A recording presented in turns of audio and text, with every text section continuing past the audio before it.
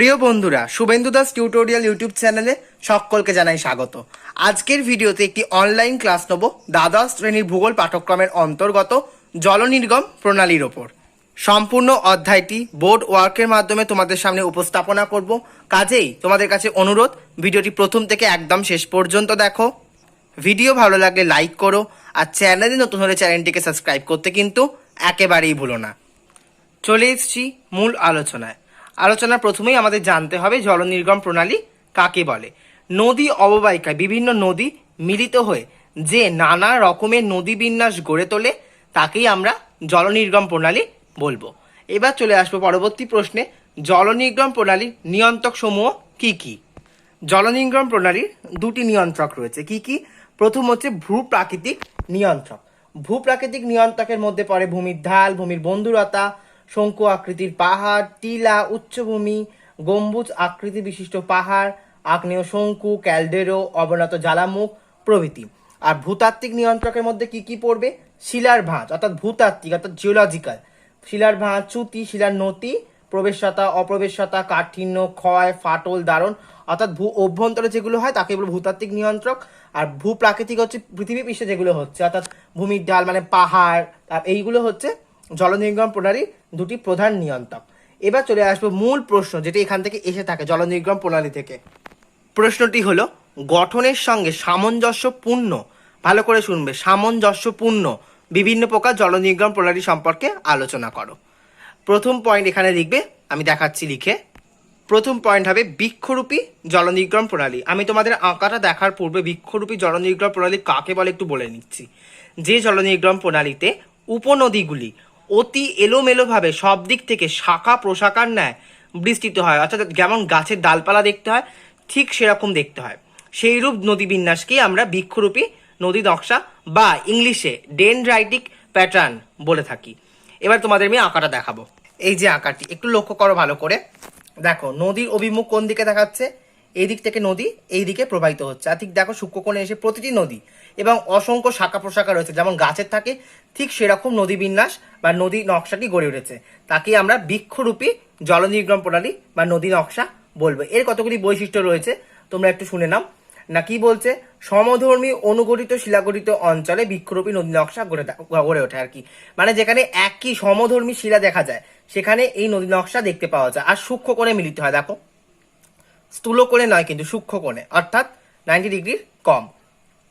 একটু উদাহরণ দিই, ছোটনাগপুর মালভূমি অঞ্চলে বৃক্ষরূপী জলনির্গম প্রণালী দেখা যায়। চলে যাব পরবর্তী পয়েন্ট, তোমরা লিখবে সমান্তরাল নদী নকশা। তোমাদের দেখাচ্ছি সমান্তরাল নদী নকশা কাকে বলবে না, যে মিশ্র নদী নকশা বিভিন্ন নদী একে অন্যের সঙ্গে সমান্তরালে প্রবাহিত হয়, আমি তোমাদের এঁকে দেখাবো, তাকেই সমান্তরাল নদী নকশা, যাকে ইংরেজিতে প্যারালাল প্যাটার্ন বলা হয়। প্যারালাল শব্দের অর্থ সমান্তরাল। ড্রয়িংটা তোমরা দেখে নাও, এই যে ঠিক এই রকম দেখতে হয়, এক কোণে এসে মিলিত হয়েছে। এর কতগুলি বৈশিষ্ট্য রয়েছে। চ্যুতিযুক্ত অঞ্চলে সমান্তরাল নদী নকশা দেখতে পাওয়া যায়। আর সমান্তরাল নদীগুলি বৃষ্টির জলে পুষ্ট বলে অধিকাংশ নদী অনিত্যবাহ। তোমরা নিশ্চয়ই জানো নিত্যবাহ নদী আর অনিত্যবাহ নদী কাকে বলে, আর যদি না জেনে থাকো তাহলে শুনে নাও। যে নদীতে সারা বছর জল থাকে তাকে নিত্যবাহ নদী বলে, আর যে নদীতে সারা বছর জল থাকে না কেবলমাত্র বৃষ্টির জলে পুষ্ট তাকে বলা হয় অনিত্যবাহ নদী। এক্ষেত্রে উদাহরণ হিসেবে তোমরা বলবে ছোটনাগপুর মালভূমি অঞ্চলে সমান্তরাল নদী নকশা দেখতে পাওয়া যায়। চলে যাব পরবর্তী পয়েন্ট, জাফরি রূপী নদী নকশা। অতি গুরুত্বপূর্ণ একটি পয়েন্ট, মনোযোগ সহকারে শুনবে। এক্ষেত্রে তোমরা সংজ্ঞা হিসাবে লিখবে যে ভূগঠন প্রভাবিত নদী জালিকায় বিভিন্ন নদী একে অন্যের সঙ্গে প্রায় সমকোণে, আমি তোমাদের একে দেখাবো এক্ষুনি, প্রায় সমকোণে এসে মিলিত হয় এবং জাফরির আকার ধারণ করে, তাকেই জাফরি রূপী জলনির্গম প্রণালী বা ইংরেজিতে টেলিস প্যাটার্ন বলে। টেলিস শব্দের অর্থ হচ্ছে জাফরি। তোমরা ড্রয়িংটা দেখে নাও, এই যে ঠিক এই রকম দেখতে হয় জাফরি রূপী জলনির্গম প্রণালী। এই নদীর মুখ এই দিক থেকে এই দিকে নিচের দিকে প্রবাহিত হচ্ছে। এক্ষেত্রে তোমরা বৈশিষ্ট্য হিসাবে লিখবে এই নদী নকশা প্রধানত একনত ভূগঠন অঞ্চলে দেখা যায়। এই নদী নকশা অনুগামী নদী ও উপনদী সমূহ, এই যে এই নদীগুলোকে অনুগামী নদী উপনদী সমূহ বলা হচ্ছে, প্রায় সমকোণে, দেখো 90 ডিগ্রি অ্যাঙ্গেল বরাবর মিলিত হয়েছে। ঠিক আছে, এই ক্ষেত্রে উদাহরণ হিসাবে বলবে আরাবলী পার্বত্য অঞ্চলে, দাক্ষিণাত্য মালভূমি অঞ্চলে জাফরি রূপী নদী নকশা বা জলনির্গম প্রণালী লক্ষ্য করা যায়। পরবর্তী পয়েন্ট খুবই গুরুত্বপূর্ণ, আয়তকার নদী নকশা বা আয়তকার জলনির্গম প্রণালী। এক্ষেত্রে তোমরা সংজ্ঞা হিসাবে লিখবে বা বলবে যে ভূগঠন প্রভাবিত নদী জালিকায় মূল নদী ও তার উপনদীগুলি অধিকাংশ পরস্পরের সঙ্গে সমকোণে বা প্রায় সমকোণে মিলিত হয়। আগেরটা অর্থাৎ জাপরিরূপের ক্ষেত্রে কিন্তু সমকোণেই মিলিত হতে হবে, কিন্তু আয়তকারের ক্ষেত্রে প্রায় সমকোণেও মিলিত হতে পারে। সেই নদী বিন্যাসকেই আয়তকার নদী নকশা বলা হয়, যাকে ইংরেজিতে রেক্ট্যাঙ্গুলার প্যাটার্ন বলা হয়। তোমরা ড্রয়িংটি দেখে নাও।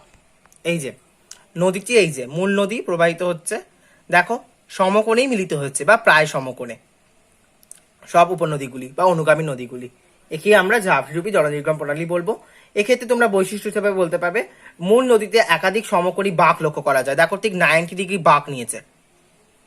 আর কি বলতে পারবে, শিলাস্তরে প্রচুর ফাটল ও দালন থাকলে ওই ফাটল ও দালনগুলি পরস্পরের সাথে সমকোণে মিলিত হলে আয়তকার জলনির্গম প্রণালী গড়ে ওঠে।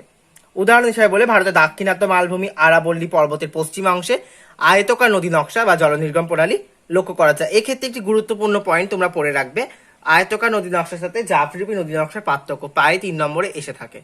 তোমরা যদি এই প্রশ্নটি সম্পূর্ণ নোটস চাও তাহলে কমেন্ট করে জানাও, এবং এর সাথে সাথে কমেন্ট করো পরবর্তী অনলাইন ক্লাস কোন পার্টের ওপর আমি নেবো, জিওগ্রাফির।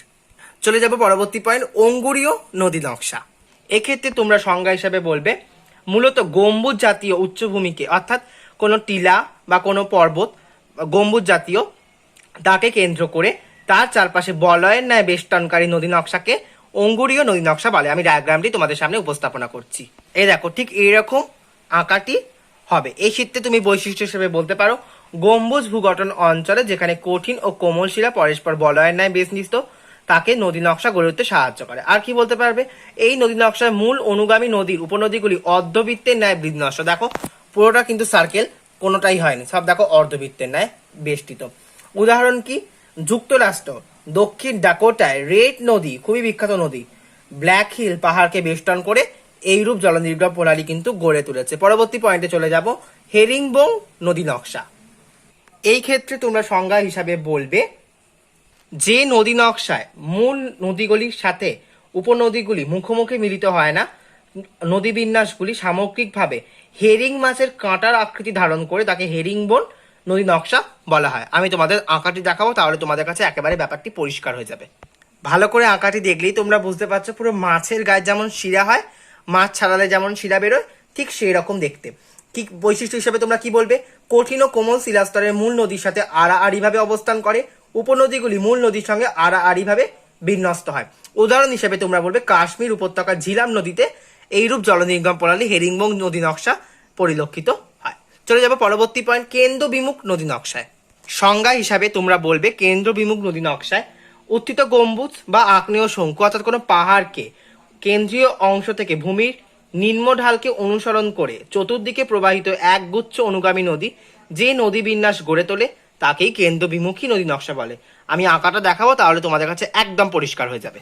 দেখো কোনো পাহাড়কে কেন্দ্র করে সব নদীগুলি নিচের দিকে নেমে গেছে। এটা উঁচু, ডেফিনেটলি বোর্ডে তো আমি উঁচু করে দেখাতে পারবো না, এটা উঁচু কোনো পাহাড় মনে করবে তোমরা, এরকম আছে। সেই পাহাড়ের ঢালকে অনুসরণ করে সব নদীগুলো কিন্তু চতুর্দিকে ছড়িয়ে পড়েছে।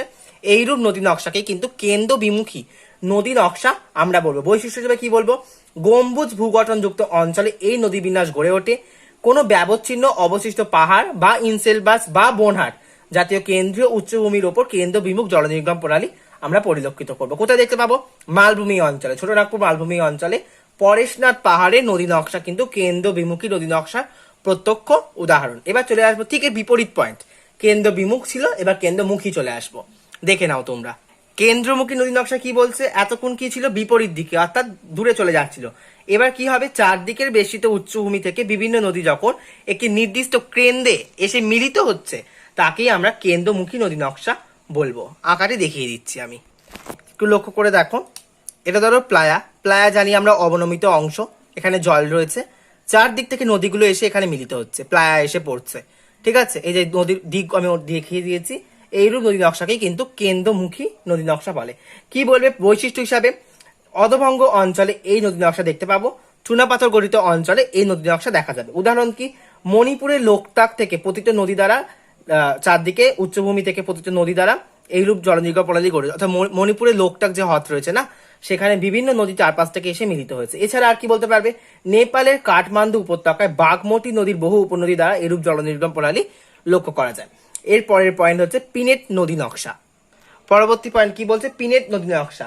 না যে নদী নকশার মূল নদী ও তার উপনদীগুলি সামগ্রিকভাবে পালকের আকৃতি ধারণ করে তাকেই পিনের নদী নকশা বলবো। ঠিক আছে, এর ক্ষেত্রে আঁকাটি কিন্তু ওই বর্ষিযুক্ত যেমন আঁকাটি হয়েছিল হেরিং বোনের ক্ষেত্রে ঠিক সেই রকম হবে। আর কি বলতে পারবো, বর্ষি বাঁকযুক্ত নদী নকশা। এই ক্ষেত্রে তোমরা কি বলবে, যে নদী নকশায় প্রধান নদীর গতিপথের সঙ্গে উপনদীরা উল্টো মুখে মিলিত হয় তাকেই বলবো বর্ষি বাঁকযুক্ত নদী নকশা।